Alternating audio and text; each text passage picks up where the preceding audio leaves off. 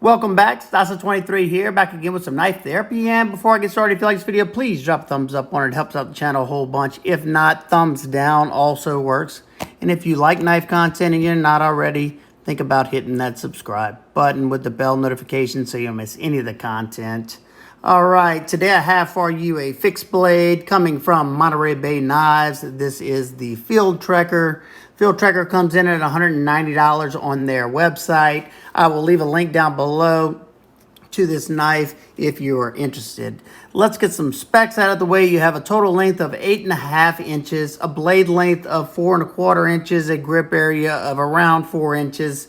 You have a handle thickness of around 0.61 inches, a blade stock thickness of 5/32 of an inch. Before we go any further, let's break off to some cutting footage and see how well this knife does. All right, we're gonna test the factory edge on this knife. Wicked sharp.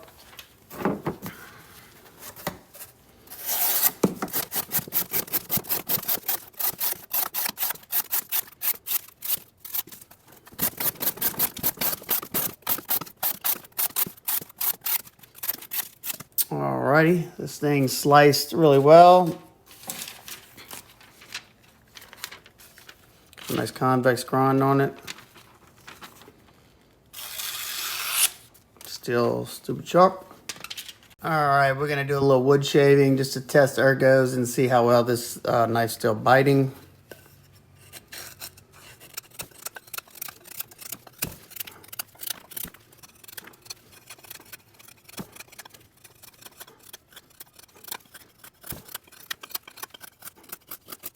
Alrighty, I think this thing did excellent. The only thing I wish that the handle was a little bit thicker. I like my fixed blade, especially ones about this size, to have a little bit thicker of a handle. But the neutral handle was nice and comfortable, and it bit into the wood very well with the convex grind on here. Alright, we're gonna cut up some of this 1/2 inch twisted sit style rope. I'm gonna do as many cuts as I can.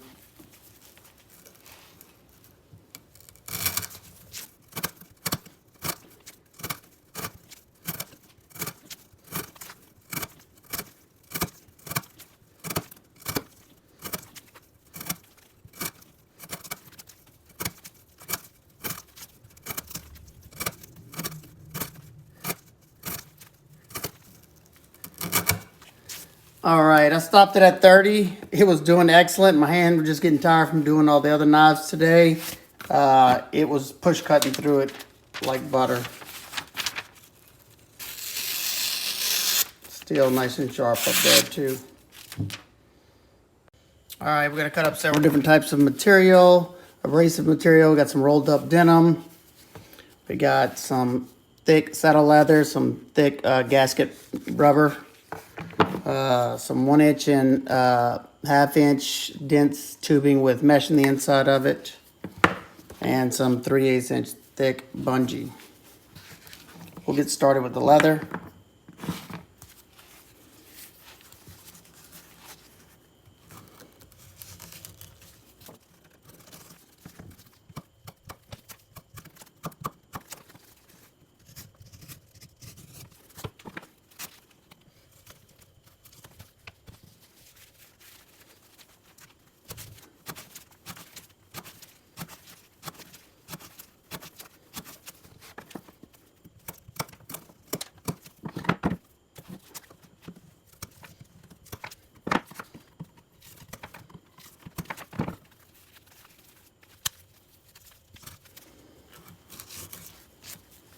Alrighty, I did excellent on everything. Only thing, I'm guessing because of the convex grind, maybe, whenever I was doing this until I got this, whenever I got it started, it was rubbing against the sides a little bit, but it still breezed through everything else. Still stupid sharp.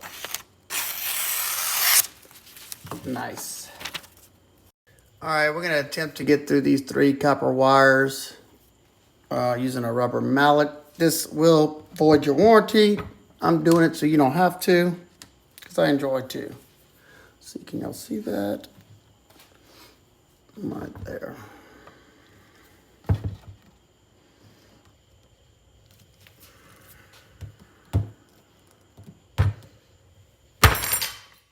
Ooh, nice. One shot. If it's not sharp, it usually blunts the edge bad. I don't see any damage. See, I didn't expect any with 3V. Yeah. Like I never cut anything. All right, we're gonna do a little bit of apex impact testing on this aluminum bar stock. We're gonna try to hit it right here. We do it 3 times. Make sure I'm in frame.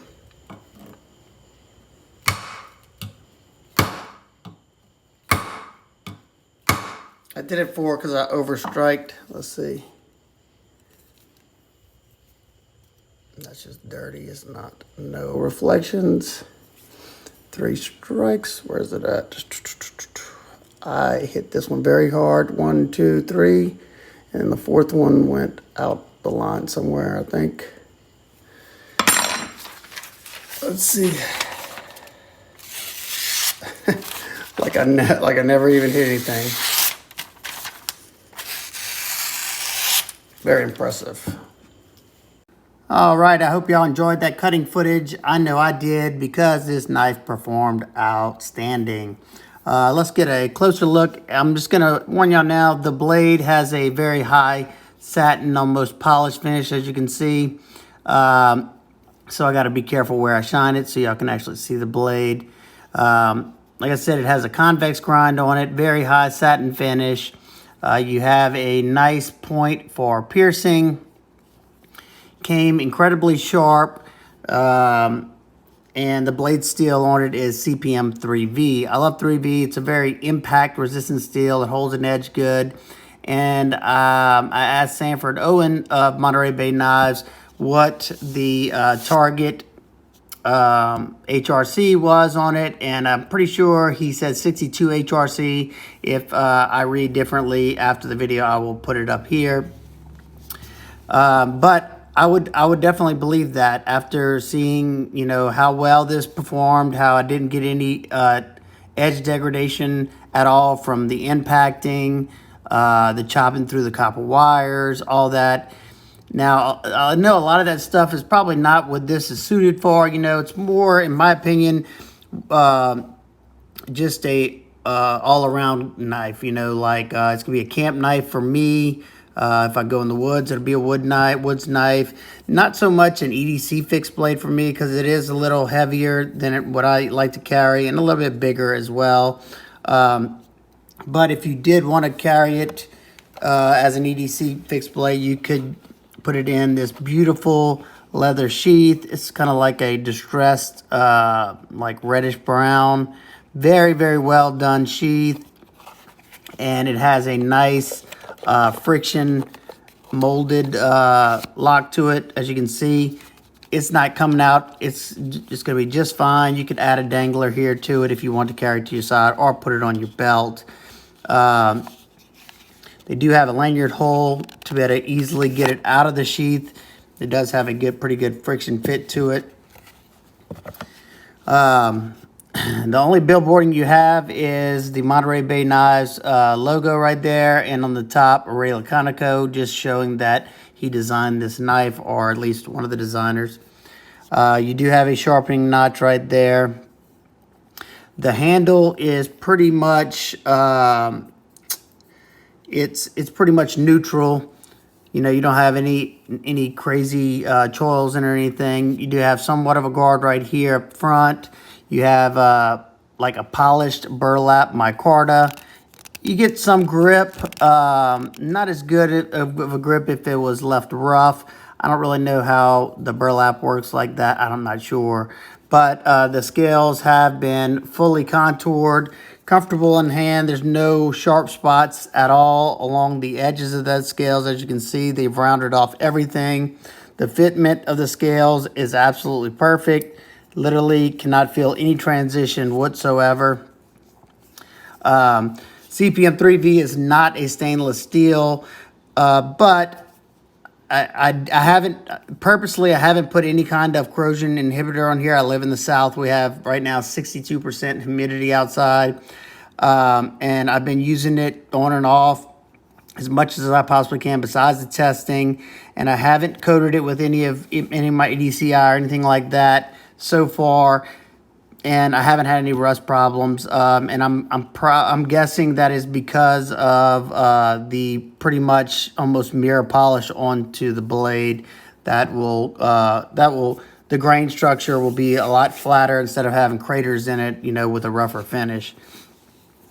They also have bolted on the they have screws holding the scales, which is nice, being that this is not a stainless.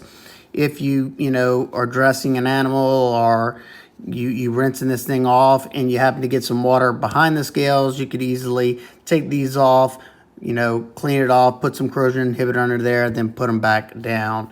So that's a nice little touch.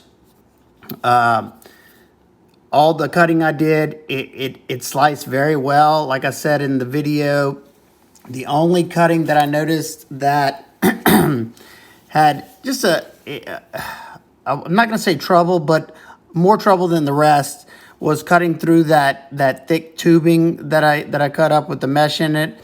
I just noticed once it pierced, it kind of binded up. Instead of separating the material, it was like rubbing against the side. So it just had to put a little bit more force behind it, and it went through just fine. But everything else did excellent. This knife right here did absolutely amazing cutting through that sisal rope. It was push cutting everything, and I could have went on. I think I cut 30 cuts on there. I could have done way more than that. This is one of, you know, the few knives that when I cut the copper wire, I had absolutely no edge damage whatsoever, no rolling, no dulling anywhere. And then right after that, took it to the aluminum bar stock, and that impact did not phase this edge. So I would say that 60 to 62 HRC is probably correct on this, just because, you know, it's still, after I did all that cutting, I hit it up on the strop. Yeah, right now, and it's razor sharp. Like, it's biting into my skin as I'm rubbing my fingers on there. So that's always a good sign. The weight of the knife without the sheath is 5.8 ounces, so it's a little bit heavier, but you got some pretty thick stock on here. You're going to be able to use and abuse it if you want. With the sheath, it's 8.4 ounces, so like I said, definitely not a lightweight EDC fixed blade like I like, but it could be done. I got two nitpicks, and they're nothing major.